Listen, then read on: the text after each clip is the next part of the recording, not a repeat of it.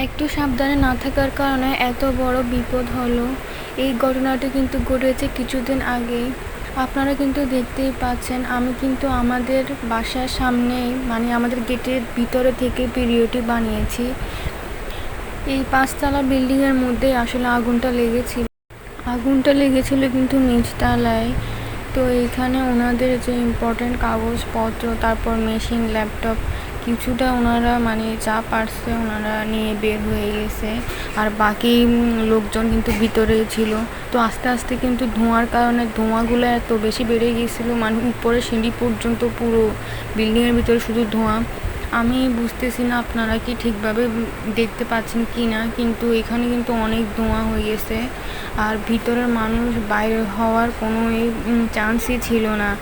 আসলে বিপদ কখনো বলে আসে না, এই বিপদটা একদম হঠাৎই। তখন আমরা সবাই কিন্তু খাওয়া দাওয়া শেষ করে নিজ নিজ রুমের মধ্যেই ছিলাম। তখন আশেপাশের চিৎকার শুনে আমরা চলে আসি। তো আমার শ্বশুর গেছিলো, আমার হাজব্যান্ড, আমার দেবর সবাই কিন্তু এখানে চলে গেছে। তো ওনারা নিচতলার পিছন দিকে গিয়ে অনেকে কী করছে, গ্লাসগুলো ভেঙে ফেলছে। গ্লাস ভেঙে ওনারা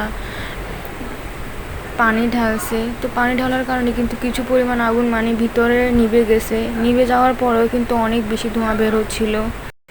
আল্লাহর রহমতে আল্লাহ এত বড় বিপদ থেকে সবাইকে রক্ষা করছে। পরে কিন্তু ফায়ার সার্ভিসের লোকজনও এসেছিল। তাই আমাদেরকে কিন্তু ছোটোখাটো বিষয় সবসময় খেয়াল রাখা উচিত, সবসময় সাবধান আর সচেতন থাকা উচিত। আপনারাও সবসময় সাবধানে থাকবেন, কারণ ছোটোখাটো বিষয় থেকে কিন্তু অনেক বড় বিপদ হয়ে যায়। এই ভিডিওটা কিন্তু আমি অনেক দিন আগেরই ছিল। তো তোমরা সবাই জানো আমি অনেক অসুস্থ ছিলাম। তো হয়তো বা এই কারণে আমার ভিডিও যেগুলো এখন আমি দিচ্ছি ওগুলোর ভিউজ কমে যাচ্ছে। তো তোমরা সবাই আবার আমাকে আগের মতো সাপোর্ট করবা। এই যে গাছের সিন ছিল, এখানে দুইটাই ধরছে। তো পরে আমার আম্মু নিয়ে আসছিলো।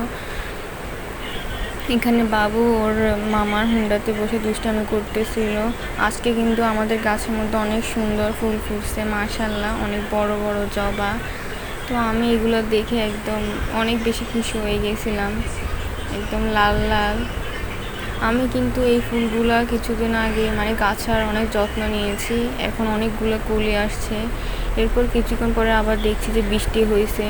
তো বৃষ্টির এখানে আমি একটু ভিডিও করে নিয়েছি, কারণ এই বছর বৃষ্টির এখনও কোনো ভিডিওই দিই নাই, এজন্য একটু দিয়ে দিলাম।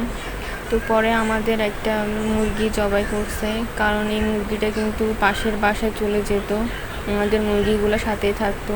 তো 2 দিন পর্যন্ত মুরগিটা আসতো না, পরে আসার পরে আজকে জবাই করে ফেলছে। তো আজকে আমি কিন্তু পোলাও রান্না করব। দেশি মুরগি আর পোলাও কিন্তু অনেক বেশি জমে যায়। এরপর এখানে কিছু আম পড়ছিল, একদম পাকা পাকা আম। এই আমগুলো কিন্তু আমাদের গাছেরই, তো অনেকগুলোই পড়ে থাকে। তো অনেকে আবার আমগুলো কুড়িয়ে নিয়ে যায়। তো সকালে আমরা ওঠার আগেই দেখি যে আমগুলো কে যেন নিয়ে যায়, আর এগুলো কিন্তু পড়ছে দুপুরের দিকে। এখানে আমি পোলাওর চাল ধুয়ে রেখে দিছি, আর এখানে গরম পানি দিয়ে দিছি পোলাওয়ের জন্য। আর এখানে কড়াইটাও গরম হয়ে গেছে, এখন আমি পেঁয়াজটা একদম ভেজে নিব। আর এদিকে দেশি মুরগিটাও ভালোভাবে ধোয়া শেষ।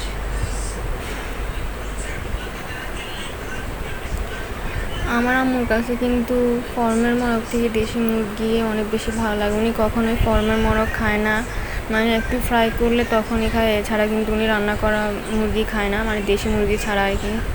এখানে আমার ছোটো বোন আমার গাছ থেকে কয়টা ফুল এনে এইভাবে রেখে দিছে। তো 2 ঘন্টা পর্যন্ত আমি নুডলস বানানোর জন্য বসে আছি, কারণ ডিম শেষ হয়ে গেছিলো। পরে আমার ছোটো ভাই ডিম নিয়ে এসছে। আর এইদিকে আমার আম্মু অনেকগুলো আজকে পাকা আম দিয়ে আচার দিয়ে দিছে। এখানে আস্তে আস্তে এগুলো শুকাইতে শুকাইতে হয়ে যাবে। এখানে আমি নুডলসগুলো কেটে রেখে দিছি। 2টা ছিল 2 কালারের, একটা ছিল সাদা আর একটা ছিল হলুদ। তো আমি কিন্তু সবগুলো রান্না করব না, এখান থেকে অর্ধেক রেখে দিব।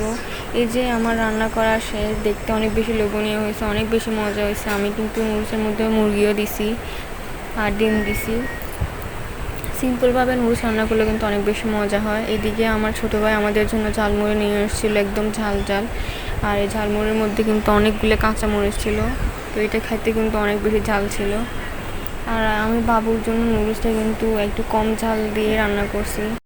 আজকের ভিডিওটি আপনাদের কাছে কেমন লেগেছে অবশ্যই কিন্তু লাইক কমেন্ট শেয়ার করে দিবেন। আর ভিডিওটি যদি ভালো লেগে থাকে আমার চ্যানেলটাকে একটা সাবস্ক্রাইব করে দিবেন। সবাই ভালো থাকবেন, সুস্থ থাকবেন। আজকের জন্য এই পর্যন্তই। আবার নেক্সট ভিডিওতে দেখা হবে সবার সাথে। আল্লাহ হাফেজ।